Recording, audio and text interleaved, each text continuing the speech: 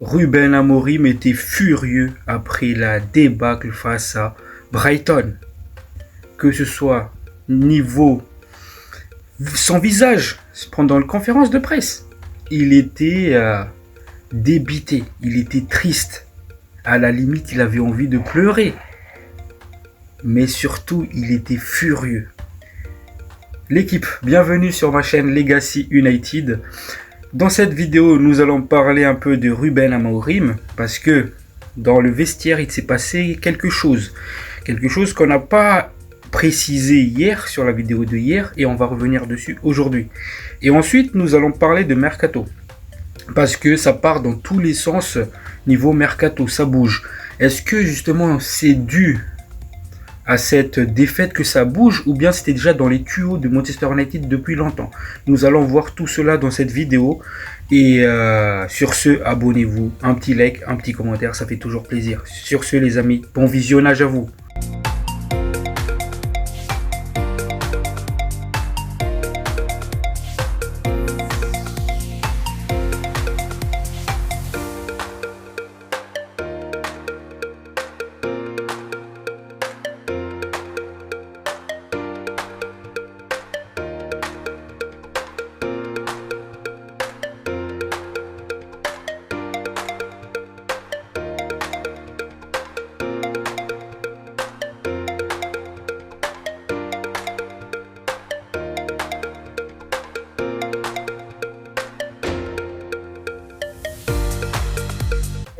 Bonjour à vous, j'espère que tout va bien pour vous. Pour ce qui est de ma part, je vais bien et on essaie d'oublier cette défaite face à Brighton. Là en fait il se passe beaucoup de choses aujourd'hui, dont j'en ai déjà parlé un tout petit peu en introduction, mais avant d'entrer dans la vive du sujet, nous allons d'abord parler des commentaires que j'ai sélectionnés. Donc, aujourd'hui, j'ai pris encore une fois deux commentaires qui ont un rapport avec notre vidéo d'aujourd'hui. Donc, premier commentaire du jour, ça vient de Kus, qui nous parle des différents profils qu'il faut recruter. Pour lui, il nous faut un attaquant, un ailier droit, un 10, un piston. Et je suis d'accord avec lui, justement. Si vous regardez bien dans ma vidéo Mercato de rêve, j'en avais parlé des différents profils en 9. J'avais parlé de 4 postes importants, c'est-à-dire 9. C'était plutôt ailier gauche pour moi et milieu gauche. Les 3 plus un quatrième qui est défenseur central. Et donc, maintenant, ça commence à bouger justement pour recruter. Là déjà, il y a des rumeurs comme quoi on est sur le point de signer un piston gauche et un ailier gauche. Donc nous allons justement en discuter dans cette vidéo de ces différentes rumeurs. Après, le buteur aussi c'est revenu justement dans les différentes rumeurs. Et je vais vous en parler justement. Mais sinon, exactement que tu as tout à fait raison. Et j'ai déjà souligné justement ces manques là. Voilà. Puis il y a Morwade qui nous parle de faire venir Kluivert de Bournemouth. C'est un très très bon attaquant, hein. Il est en forme actuellement, il enchaîne des performances XXL, il marque beaucoup de buts, c'est un très très bon attaquant. Le problème en fait, Wade, c'est que Kluivert, il fait pas partie des joueurs, des profils recherchés par Manchester United. Et parce qu'en fait, ils se sont retournés vers d'autres pistes. Après, pour ceux qui savent pas un peu, Kluivert, c'était un gros talent en fait. Quand il était jeune, c'était un gros crack. Mais après, il s'est un peu perdu dans sa carrière. Et l'année dernière, il était à Valence, il me semble. Puis, c'était mauvais là-bas. C'était voilà. Donc, Bournemouth l'a recruté et l'a relancé. Et c'est devenu un très très bon joueur. Et j'étais même choqué parce que l'année dernière, il me semble, quand je regardais Real Madrid jouer contre Valence, je l'ai vu moyen, comme tout l'effectif de Valence justement. Donc, c'est voilà, il fait pas partie du plan de Ineos. Et pourquoi? Parce qu'on a d'autres pistes qui est plus intéressant justement. Sur ce, les amis, nous allons direct passer à Amorim. Guys, il s'est passé quelque chose dans ce vestiaire après le match face à Brighton. Ruben Amorim est rentré dans un rage. À la limite, il pleurait. Il y avait des larmes qui coulaient. Il était en train de crier sur les joueurs. Il a donné des coups sur les meubles, les sièges, la télé qui est même en réparation au jour d'aujourd'hui, qui a pris un coup. Et il a crié sur les joueurs. Il a dit aux joueurs, soit vous vous remettez en forme, soit vous partez. Des propos forts. Là, le message était clair et les joueurs, ils étaient là en train d'écouter. Je me suis dit que Ruben Amorim, vu qu'il a parlé aux journalistes, il faut que les joueurs, ils voient ça pour changer. Mais non, en fait, il a déjà crié sur les joueurs. Et ça, j'adore ça. J'adore ça. Il a été cash, que ce soit avec les journalistes ou avec l'équipe.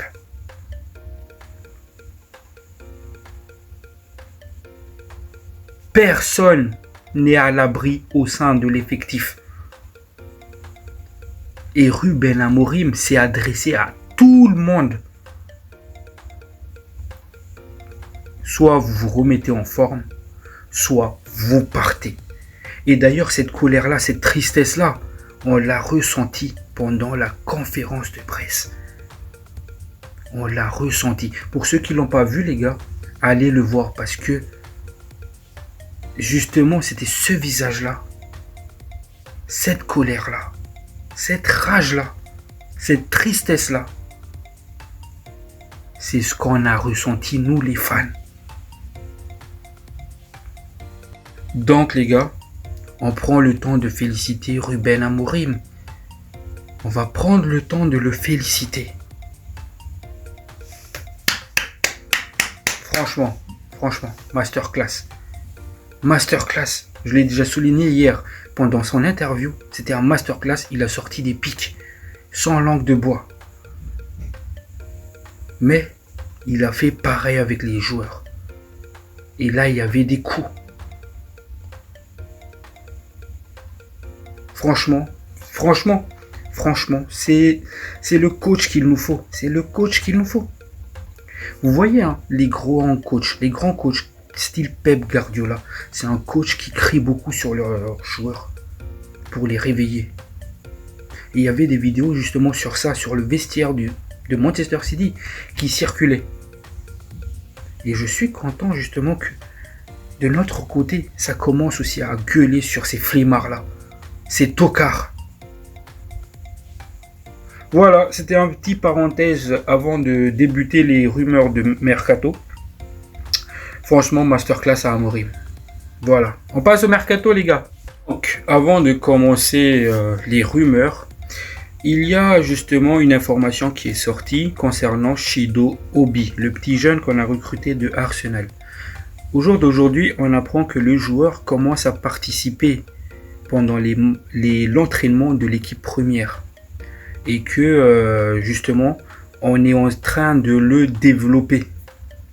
Donc, ça ne m'étonnerait pas que le joueur fasse ses débuts en pro prochainement. Donc, c'est une rumeur qui circule et ça fait plaisir parce que c'est un talent, c'est un crack. Et j'espère qu'il va avoir cette mentalité. J'espère que Amorim va savoir l'encadrer, lui montrer la bonne direction pour qu'il puisse encore se développer encore plus. En tout cas, je suis très très heureux de cette nouvelle-là. J'espère aussi que Sékou Koné va le rejoindre et plein de jeunes joueurs de l'académie. Donc voilà, c'était un petit parenthèse sur ça. Sur ce, nous allons débuter les rumeurs Mercato. Tout d'abord, hier, j'ai parlé du prêt de Anthony au Betis Séville. Et j'avais dit qu'il y avait une pénalité financière qui était de 5 matchs consécutifs. Finalement, ça a été rectifié. Là, au jour d'aujourd'hui, on a les détails, les vrais détails du contrat de Anthony au Betis Séville. De l'accord entre Manchester et Betis. Il faut savoir une chose déjà, c'est que Betis Séville va couvrir 2 millions du salaire annuel du joueur. Par contre, il n'y aurait pas de compensation d'un prêt, c'est-à-dire d'un financement du prêt, mais justement 2 millions sur le salaire annuel du joueur. Après, il y a aussi le pénalité financière qui a été inclus, qui concerne le fait de 10 matchs. Il faut que pendant 10 matchs, Anthony enchaîne une mi-temps complète, consécutive. Soit première mi-temps complète, soit deuxième mi-temps complète. Et pour finir dans ce détail-là, Manchester United a ajouté une série de bonus. C'est-à-dire que si Betis Séville est qualifié en Ligue des Champions, ou en Europa League, ou en Conference League, Manchester United touchera une compensation financière, qui est le bonus. Donc, en soi, le contrat, il est pas mal, je trouve. Certes, il n'y a pas d'indemnité de prêt, je suis d'accord avec vous, mais je pense que c'était bien négocié ce contrat-là. Évidemment, heureusement d'ailleurs, parce que ça a pris beaucoup de temps. Parce que si ça a pris beaucoup de temps et qu'au final on nous sort, oui, mais c'est juste un prêt où Betis Séville, 30% du salaire du joueur, ben là, ça sert à quoi? Mais en fait, il y a beaucoup d'options dans le prêt et franchement, c'est une masterclass. Certes, on n'a pas réussi à le vendre en janvier, mais si le joueur, justement, pendant ces 10 matchs consécutifs, il fait une masterclass et qu'après ça, il va enchaîner jusqu'à la fin de la saison, c'est tout bénéfique pour nous. Pourquoi? Parce que du coup, le joueur, sa valeur marchande, elle va augmenter. Et aussi, ça va lui ouvrir la voie pour que plusieurs clubs s'intéressent à lui. Donc, ça sera plus facile pour nous de le vendre l'été prochain. Donc, pour ce qui est de ma part, c'est une masterclass ce prêt-là. C'était bien négocié. Et il faut le souligner.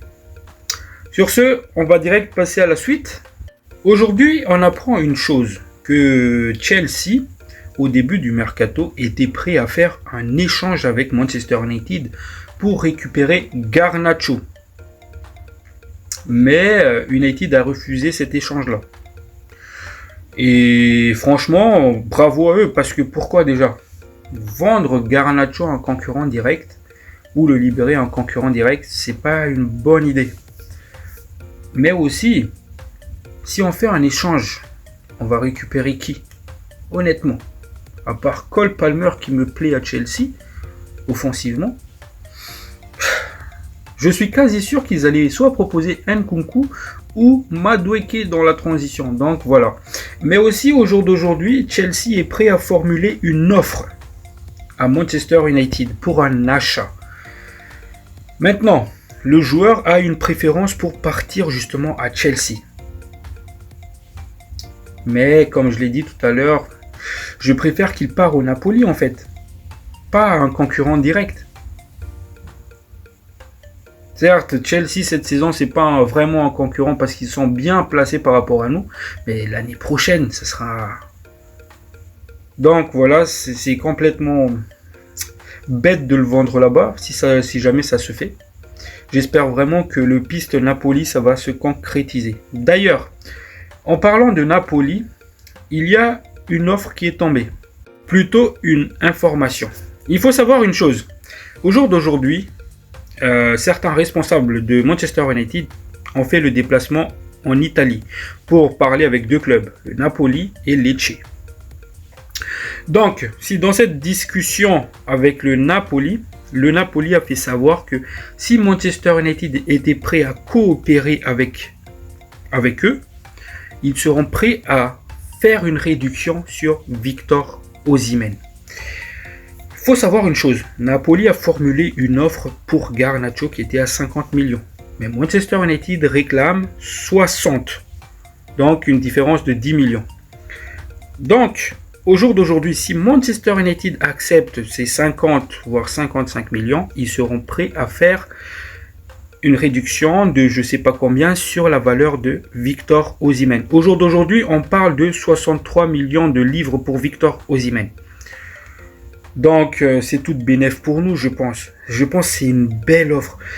Imaginez, hein, Manchester United accepte les 50 millions et négocie dans la foulée Victor Osimhen. C'est-à-dire faire une double négociation en même temps. On parle de Garnacho, on est prêt à vous donner 50 millions pour Garnacho. Par contre, on veut tel prix pour Osimhen. Si vous êtes d'accord, on est d'accord, on signe le contrat. Vous aurez Garnacho, nous aurons Osimhen. Ça peut être une masterclass. J'espère vraiment que ça va se faire dans ce sens-là. C'est une espèce d'échange, on va dire. Parce que si on négocie 50 millions pour Osimhen et que Garnacho 50 millions, ben en fait c'est un échange. Donc je dirais masterclass. Parce que Osimhen est plus cher, a plus de valeur qu'un Garnacho. Je ne sais pas ce que vous en pensez. N'hésitez pas à me le dire dans les commentaires, l'équipe. Sur ce, on passe à l'autre information. Comme je l'ai dit tout à l'heure, Manchester United a fait le déplacement en Italie pour deux clubs. Napoli et Lecce. Lecce pour justement discuter de Patrick Dorgu. Là, on parle d'une offre de 35 millions. Ça peut être suffisant pour avoir Patrick Dorgu. Et j'en ai déjà discuté hier. Et en fait, c'est une question de temps maintenant. Mais il faut savoir une chose. Juventus est aussi sur le joueur ainsi que Inter Milan et même le Napoli est dessus. Donc, pour ce qui est de notre part, c'est que le joueur, en fait, il est intéressé par Manchester United. Il faut savoir une chose. Actuellement, Patrick Dorgu touche 12 000 € par semaine avec Lecce. Donc, combien est-ce que Manchester va le proposer? Là, en fait, on a vu le cas Anthony. Anthony, par exemple, c'était à 50 000 à l'Ajax. Manchester l'a mis à 200 000 livres.